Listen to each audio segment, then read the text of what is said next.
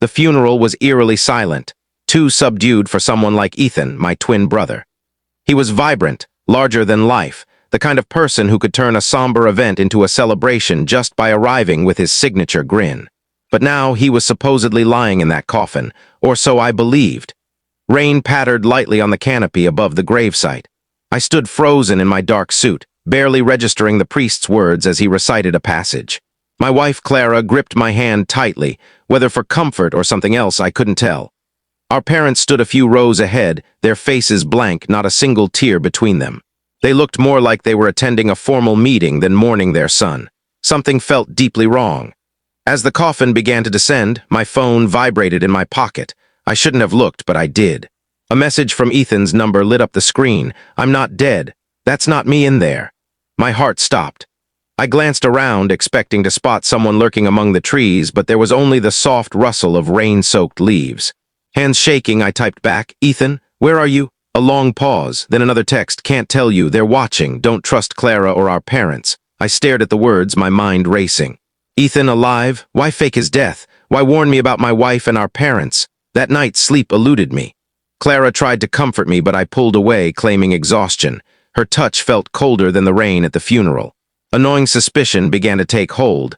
Whoever was in that coffin wasn't my brother, and the people closest to me might be hiding a terrible secret.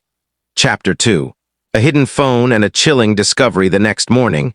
I drove to Ethan's apartment, a small one-bedroom above a hardware shop, usually cluttered with his chaotic but familiar mess. Now it was spotless, too spotless. The walls were bare, the bathroom empty, the fridge holding nothing but a water bottle and a jar of olives. Ethan despised olives. It wasn't just that someone had died. It was as if someone had erased him entirely.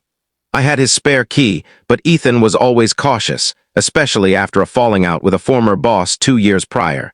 He'd started talking about keeping a hidden trail, never revealing your true moves. I searched the usual spots, under the bed, inside the air vent, behind the closet panels. Then I recalled our childhood trick, a fake electrical outlet behind his dresser. Prying it open, dust fell along with a plastic-wrapped burner phone secured with tape. It still had battery. Using Ethan's old password, ROCKET89, I unlocked it. Inside were 3 contacts. Shadow, Medic, and Crimson Wolf, plus 1 saved video. I hit play. The footage was shaky, likely from a GoPro, filmed in a forest. Ethan appeared out of breath, glancing back. If you're watching this, I either got away or I didn't. If there's a funeral with a body, it's not me, it's a setup. The people behind it are closer than you think. Start with Clara, and if you're bold enough, ask Dad about Pinecrest. Don't trust anyone, especially Mom. The video cut off. I stood frozen, the phone heavy in my hand. Clara, Mom, Dad, they were all at the funeral, acting grieving, composed, talking about moving on. Yet Ethan's words suggested one of them might be complicit in faking his death, or worse. I sank onto his bed, a single question burning in my mind. What happened on that hiking trip, and why did Ethan believe our family was involved? Chapter 3. A confrontation with Dad *. I waited until Sunday to face my father. He was predictable, grilling on the patio like always, even after Ethan's funeral. Beer in one hand, tongs in the other, he flipped steaks as if nothing had changed. "Want one?" he asked, not meeting my eyes. "No," I said curtly. He nodded, focusing on the flames. That was Dad, unshakable, emotionally guarded. You could throw grief at him and he'd barely blink. I sat across from him, skipping pleasantries. "What happened at Pinecrest?" His hand froze mid-flip. He set the tongs down slowly, then looked at me with piercing eyes. "Where'd you hear that name?" "From Ethan. He told me not to trust anyone, said it all ties back to Pinecrest."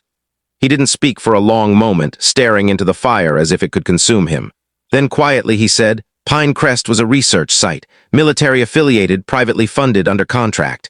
Your brother and I were part of an early program long before you knew about it." "A program for what?" His gaze flicked to the glass door where Mom stood watching. "Enhancement," he whispered.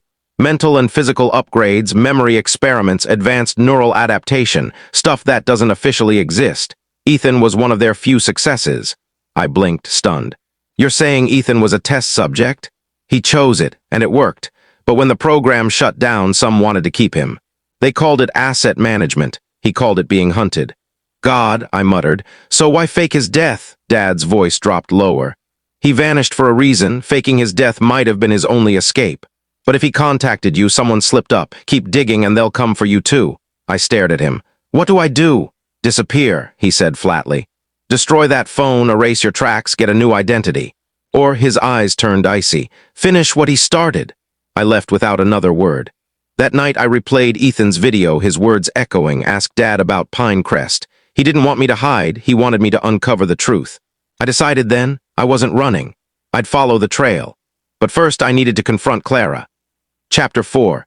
Ethan's ex and a hidden truth *. Clara lived in a peaceful wooded suburb with tidy homes and retirees walking their dogs, not the kind of place you'd expect to find someone entangled in a conspiracy of military experiments and staged deaths. I'd met her only twice during her 2-year relationship with Ethan. She was reserved, articulate, and sharp. Ethan once called her the cleverest person in any room, even when she downplayed it. I rang her doorbell at 8:14 p.m. The door cracked open and her eyes widened. You look like him, she murmured. It's not him, it's Nate, I said quickly. She hesitated, then unlatched the chain and let me in. Her house smelled of coffee and old books, with journals strewn about, pages half-filled, sticky notes on the walls. It looked like she was either writing a novel or unraveling a mystery. She didn't offer a seat, just stared at me and said, Ethan's alive, isn't he? I didn't respond. She didn't need me to. I knew it, she whispered, almost to herself. I told him he couldn't stay dead. Clara, I said, tell me what you know about Pinecrest, the program, why he ran. She exhaled, walked to a locked kitchen drawer, and pulled out a thick, weathered file labeled Echo. Unauthorized trials. Handing it to me, she said, I wasn't just his girlfriend, I was his overseer assigned to track his progress. It started as science, clinical observation, but I saw what it did to him. The headaches, the blackouts, the terrors. I flipped through the file, names, dates, dosage logs, records of emotional instability, photos of Ethan strapped to a table. My stomach churned. He escaped, she continued, her voice unsteady. But he didn't just run. He took something, a drive with everything, data, videos, audio, blueprints. If it went public, Pinecrest would collapse, along with everyone involved, including your parents. My breath caught. My parents, she nodded. Your mother wasn't just a nurse, she was a lead clinician. Your father handled logistics and procurement. They kept it secret, but Ethan found out. That's why he warned you. I sank onto the couch, the room spinning. Where is he now? Clara hesitated, then showed me a map on a second phone, a red dot blinking deep in a forested area. I haven't heard from him in months, but if he's reaching out, he needs you. And if you go, Nate, she looked at me grimly. Be ready to choose. Once you step into that world, there's no turning back. Chapter 5. Into the woods, the road ended 2 miles from the map's red dot. Beyond was thick forest, no paths, no markers, just wilderness. I parked near a rusted gate, shouldered my backpack, and hiked. My boots crunched on leaves and pine needles, each step louder than I wanted. The deeper I went, the quieter it grew. No birds, no breeze, just an oppressive stillness. After an hour, I found a dilapidated shack, moss-covered and leaning, hidden in a clearing. It looked deserted, but I knew better. Ethan, I called softly, no answer. Ethan, it's Nate. I got your message. I spoke to Clara. Silence. Then a creak, the door opened slightly, and there he was, thinner, weathered, with a scruffy beard and wary eyes, but unmistakably my brother. He studied me as if unsure I was real before saying, You shouldn't be here. I had to come, I said, stepping closer. They lied about everything. Clara told me about the program, our parents, the files. He nodded slowly. Then you know why I vanished. Why now? Why contact me? He opened the door wider, revealing a dented metal box on a table. I've been gathering evidence, data, names, proof. I was waiting to have enough to expose them, but something's changed. What? They found me. My heart stopped. Before I could ask, a twig snapped in the distance. Then another. Ethan pulled me inside, whispering, They followed you. You led them here. Through the window, I saw shadows moving between trees, silent, deliberate. Ethan yanked up a floorboard and handed me an old pistol. 2 choices, he said calmly. Run out the back or stay and fight. Either way, they won't let us both walk away. A voice called from the woods, cold and calm. Ethan Cross, Nathan Cross. We don't want to hurt you, just give us the drive. My blood froze. They knew my name. They weren't just after Ethan. They wanted us both. Chapter 6. Ambush in the forest, the silence was suffocating. The voice outside, deceptively calm, made it worse. Ethan slipped a flash drive into my pocket. If I don't make it, protect this. It has everything. Another voice barked, last chance, 60 seconds. How many are there? I asked. 3, maybe 4, one's ex-special forces used to work for Dad. We can outrun them, Ethan smirked. Don't need to outrun them, just outsmart them. He kicked open the back door. Gunfire followed, silenced shots splintering the wood where I'd stood moments before.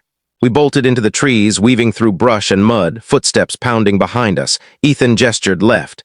There's an old lookout tower. If we reach it, we'll have the high ground. We ran, branches slicing my face, heart hammering. The tower appeared, rusted, its ladder barely intact. We climbed. Halfway up, a voice hissed below, "Think a tower saves you, Ethan? Think your brother's ready for the truth?" At the top, Ethan pulled a signal booster from his backpack, plugged in the drive, and pressed a button. "What are you doing?" I panted. "Uploading the files, encrypted to the cloud, mirrored. Once it's done, it's everywhere." "What's on it?" He looked at me, jaw tight. "Remember the scholarship Dad said I got in high school?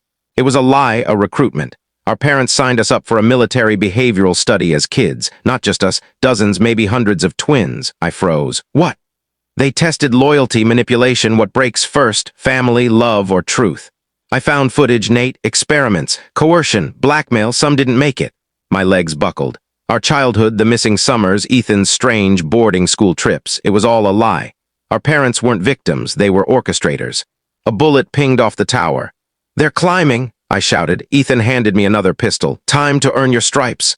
We held them off for a minute, maybe less. It was enough. The upload finished. Ethan grinned. "Too late," he muttered. "They got the drive up," a voice cursed below. The gunfire stopped. Footsteps retreated. They weren't scared. They knew the war had gone public. Chapter 7. Funeral Part 2. By the time we descended, the forest was silent. Ethan moved like a trained operative. No hesitation, no smiles, just focus. "They won't come tonight," he said. "They'll wait to see what leaks." And it did leak. By morning, the files were viral, posted anonymously on X, Reddit, Telegram, under the title *Project Echo, Twin Experiments *. Classified documents, videos, funding details. Hundreds of files, some redacted, but enough names slipped through, including our parents' and Clara's. She'd been a contracted psychological evaluator for years, tied to a shell company linked to Project Echo. She wasn't just my wife, she was my monitor, tasked with reporting my behavior, manipulating my emotions. Her voicemail came that night. "Nate, please, I can explain. They had leverage. My father was ill. Please call me." Her voice broke, but I didn't call back. The media erupted, CNN, Fox, whistleblower blogs, even WikiLeaks. Politicians demanded investigations, officials scrambled to deny. Ethan and Nathan Cross became trending names. We weren't shadows anymore, we were evidence. 3 days later, I stood outside our childhood home. The same porch, the same mailbox, but it felt alien. Ethan stayed back. "Your call," he said, "but be ready, they'll say anything to stay in control." Mom answered the door, her smile faltering when she saw my expression. "You know everything," she whispered. "Yes," I said, "all of it." Dad appeared behind her.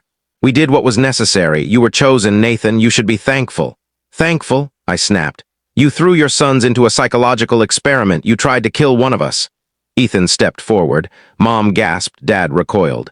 "You faked a body," Ethan said coldly. "Forged records told the world I was dead." "You were a threat," Mom cried. "You endangered the program." "No," I cut in. "He endangered your power, your legacy." Silence fell. Then Dad asked, "What now? You ruin us, destroy your family?" "No," I said, pulling out a federal subpoena. "You'll testify." Mom collapsed into a chair, Dad's face drained of color. Ethan and I walked away side by side. Chapter 8, Reflections of Truth. 6 months later, Ethan and I sat in a green room before a primetime interview. One of the few we agreed to. The world knew our names, but not our story. "Ready?" I asked, adjusting my tie. Ethan glanced at the mirror. "I died once. This is just coming back to life." The camera light flashed. The host's voice was steady but sharp. "Nathan, Ethan, your revelations, government experiments, psychological control, human rights abuses, are staggering. Why speak out now?" Ethan leaned forward. "Because truth doesn't stay buried. You can fake a death, manipulate a mind, erase a past, but not forever." I nodded. "And because others are still silenced. Our story is one piece of a larger puzzle. People deserve to know what's been done in the name of science." We shared it all. The childhood tests, the staged accident, the fake funeral, the betrayal by Clara and our parents. The aftermath unfolded swiftly. Project Echo was dismantled. Officials resigned or faced charges. Our parents pleaded guilty, stripped of credentials, sentenced lightly under plea deals but publicly shamed. Clara filed for divorce. I didn't fight it. She disappeared, her career in ruins. Last I heard, she'd changed her name and moved far away. I wrote to my daughter, Lily, telling her everything. Her reply was brief. I don't know what's true anymore, but I believe you. I wish I'd known sooner. A year later, Ethan lives in a remote mountain cabin, avoiding the spotlight. We talk weekly, no secrets now. I founded an organization to support whistleblowers and victims of systems like the one that ensnared us. Sometimes I catch my reflection and barely recognize myself. But then I remember, I survived. I didn't just escape the grave they built, I created something better from it, not for vengeance but for truth. And truth always rises from the dead. Was there justice deserved? Share your thoughts below. If this story resonated, pass it on to someone who needs its fire, and follow Sarah's Tales for more gripping stories of betrayal and redemption. Here, every lie meets its reckoning, and every shadow finds its truth. Stay vigilant, stay bold, and stay tuned.